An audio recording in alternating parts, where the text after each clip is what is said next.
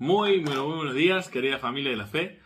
Mi nombre es Ariel Romo, pastor de la iglesia Palabra de Vida Navarra. Como siempre digo, es una alegría poder compartir la palabra de Dios cada día con todos ustedes. Gracias por el apoyo, por la suma al canal cada día. Y como siempre digo, si es de bendición el contenido de este canal, te invito a que le des me gusta, que puedas compartirlo, que te suscribas al canal, que invites a tus amigos. Todos los días estamos subiendo contenido edificante para la iglesia, basado por supuesto en la palabra de Dios. Así que es mi deseo también esta tarde, esta mañana o a la noche, según donde me estés mirando, poder compartirte una enseñanza muy importante. Hoy vemos transitar, en mi iglesia vemos y en otros lugares se oyen entre los pastores hablar de algo, de un fenómeno que está ocurriendo muy seguido. Es el transitar de las ovejas, por decirlo de una manera, de los hermanos, de iglesia en iglesia. Y cuando tú encuentras los motivos, la verdad que son realmente insignificantes. Ahora, yo quería hacerte hincapié en la palabra de Dios acerca de cuáles serían los motivos reales para irte de una iglesia.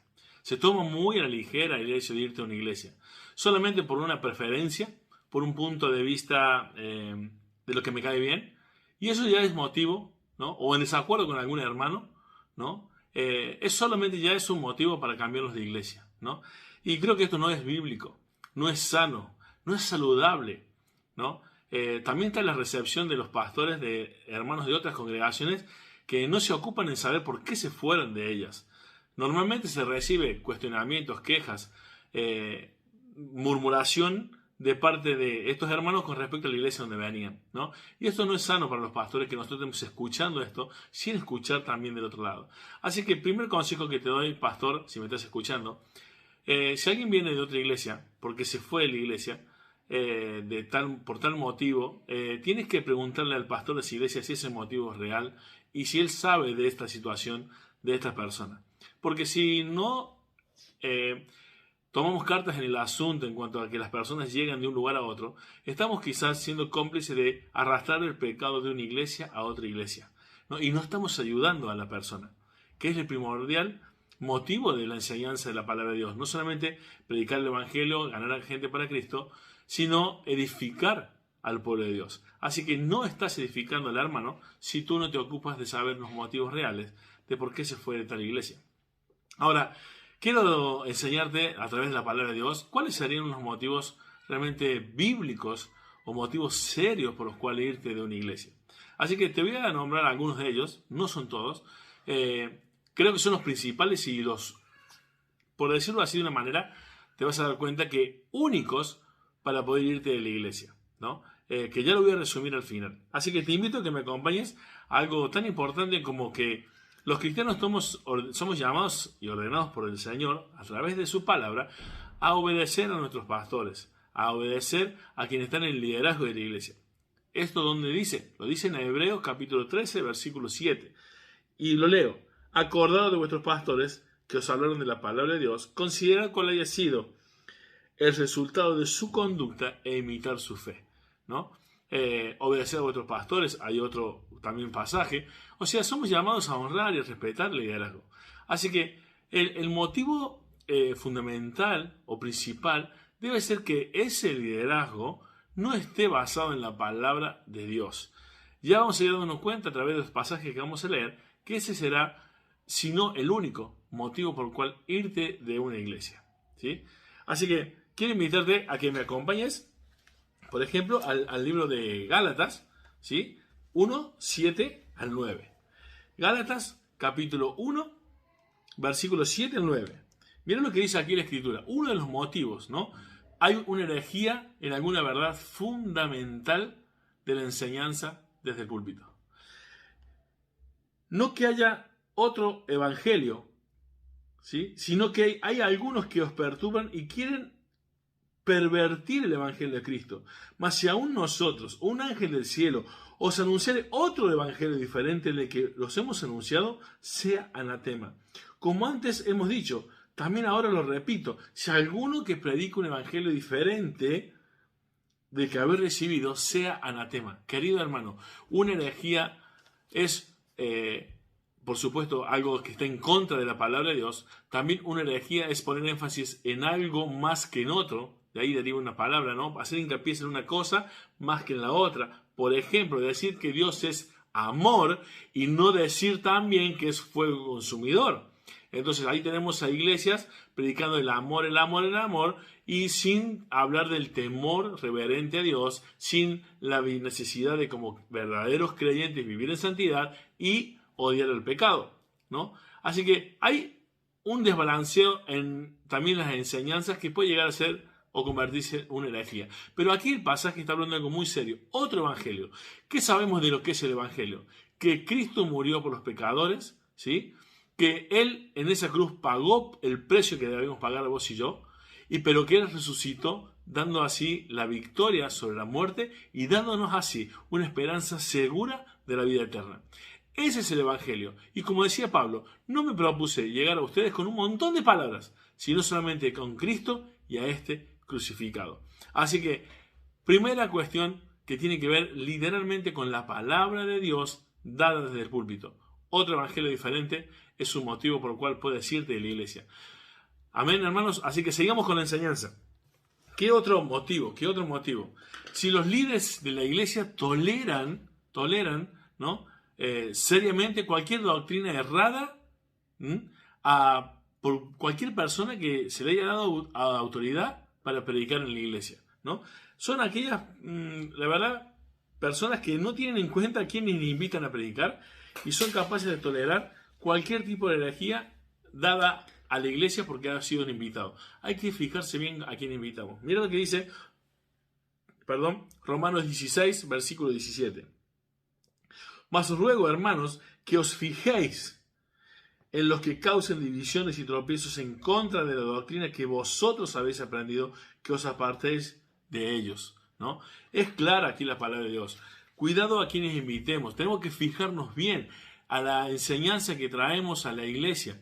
Si causa divisiones la enseñanza, si causa tropiezos. O sea, que no solamente tenemos que fijarnos que sea una sana doctrina, sino que a la hora de ellos enseñar la práctica, no deben enseñarnos prácticas erradas, ¿no? Una doctrina errada traerá prácticas erradas. Así que tengamos que tener cuidado, querido hermano, con quienes dejamos la autoridad de la palabra en el púlpito. Así que si vemos una iglesia también donde los pastores no se están fijando que los que están predicando, no ellos, sino que los que invitan, los que están predicando, los que se le haya dado la autoridad de compartir la palabra, están trayendo doctrinas erradas que causan tropiezo o divisiones. Ese es un motivo de tener cuidado con estas clases de iglesia. Y si tú ves eso, ese sería un motivo por el cual puedes irte de la iglesia, ¿no? Los líderes no están teniendo cuidado. ¿Te das cuenta? Segundo punto que estamos viendo y tiene que ver con aquellos que predican la palabra, con aquellos que tienen la responsabilidad de traer la sana doctrina a la iglesia. Vamos con un tercer punto.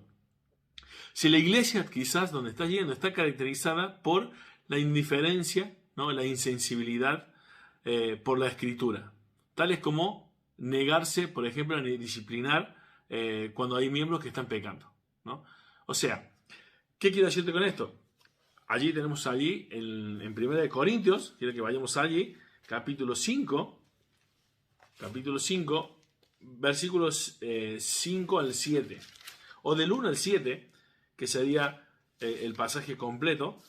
Pero fíjate, tenemos líderes que están soportando el pecado de miembros por no ejercer todo el consejo de Dios.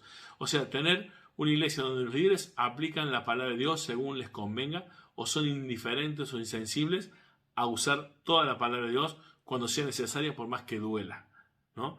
Eso es falta de amor a la palabra, falta de seriedad con la palabra, y eso también se puede ver en la iglesia y sea un motivo por el cual es irte de la iglesia, ¿sí? Fíjate lo que dice en 1 Corintios. De cierto se oye que hay entre vosotros fornicación, y tal fornicación cual ni aun se nombra entre los gentiles, tanto que alguno tiene la mujer de su padre, y vosotros estáis envanecidos. ¿No debieras más bien habernos lamentado para que fuese quitado de en medio de vosotros el que cometió tal acción? ¿No? Y sabemos lo que sigue el pasaje. Pero dice, ustedes encima están envanecidos. O sea, se creen, se están como enorgullecidos de eso, de lo que están tolerando, ¿no? La tolerancia, ¿no? La insensibilidad, la indiferencia a la escritura en cuanto a la disciplina, por ejemplo, en algún miembro que esté pecando. Eso también sería un motivo por el cual tú puedes salir de la iglesia, ¿no? Si es que no puedes intentar ayudar a los líderes a que puedan realmente tomar en serio la palabra de Dios en estas cuestiones. Si ves que no lo puedes hacer, que no lo puedes lograr, sería también un motivo. Tercer punto que estamos viendo, y los tres tienen que ver con el liderazgo fraudulento, con el liderazgo sin autoridad, con el liderazgo sin cuidado, sin temor de Dios en la iglesia, ¿sí? Te diste cuenta que no hay motivo en cuanto a me peleó con mi hermanito, me miró mal, no me saludó, se sienta donde yo me sentaba. O sea, todas estas cuestiones que son insignificantes, que como cristianos maduros deberíamos arreglarnos sí o sí porque tenemos el amor de Cristo y somos llamados a perdonar como Cristo también nos perdonó. Así que los tres motivos que vimos hasta ahora, queridos hermanos, son la realidad de las posibles y serias realmente decisiones de irte de una iglesia, por estos motivos. Otro más, si una vida sin santidad es tolerada en la iglesia, ¿no? Eso, por ejemplo, lo vemos ahí mismo en 1 Corintios, ¿no? 5, pero del versículo 9 al 11. Dice, os he escrito por carta que no os juntéis con los fornicarios, no absolutamente con los fornicarios de este mundo, o con los avaros, o con los ladrones, o con los idólatras, pues en tal caso os sería necesario salir del mundo. Más bien os escribí que no os juntéis con ninguno que llamándose hermano fuere fornicario, o avaro, idólatra, o maldiciente, o borracho, o ladrón, con tal ni aún comáis. ¿Te das cuenta? Estar en una iglesia donde la fornicación, la avaricia, la codicia, todos estos pecados que nombra, la vida sin santidad, es tolerada como si nada en la iglesia, de parte del liderazgo. Tiene que ver con el punto anterior. Así que también es un motivo, ¿no? Ese desorden de falta de santidad en la vida de los llamados hermanos de la iglesia, cuyos líderes no están haciendo nada por ayudarles. Así que, otro punto. Si la iglesia está seriamente fuera del paso de un modelo bíblico para la iglesia. ¿Y qué quiero decir con esto? Mejor lo va a decir la Escritura en 2 Tesalonicenses, capítulo 3. ¿Sí? Te invito a que me acompañes allí. En 2 Tesalonicenses, capítulo 3, versículo 5 y versículo 14. Mira lo que dice allí. Y el Señor encamine vuestros corazones al amor de Cristo y a la paciencia de Cristo. Y el versículo 14 dice, si alguno no obedece a lo que decimos por medio de esta carta, a este señalarlo y no os juntéis con él para que se avergüence. Mas no lo tengáis por enemigo, sino a molestarle como a hermano.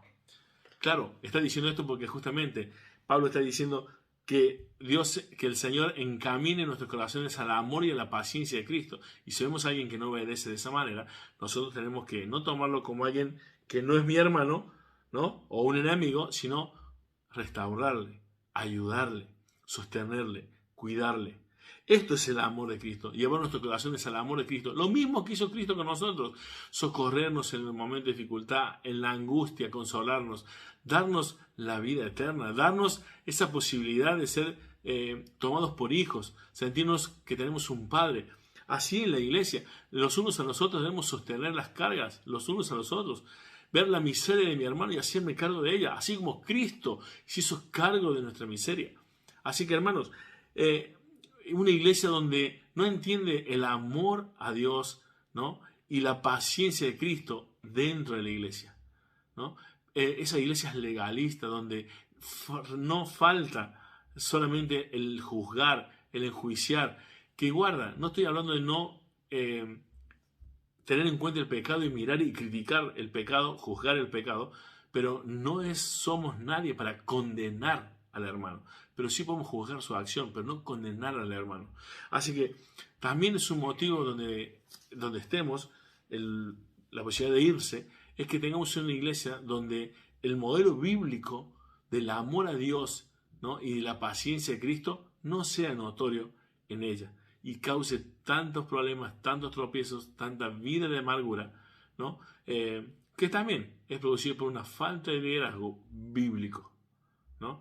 Así que cuarta y quinta cosa que estamos viendo, querido hermano, y todas ellas tienen que ver con el liderazgo de la iglesia, ¿no?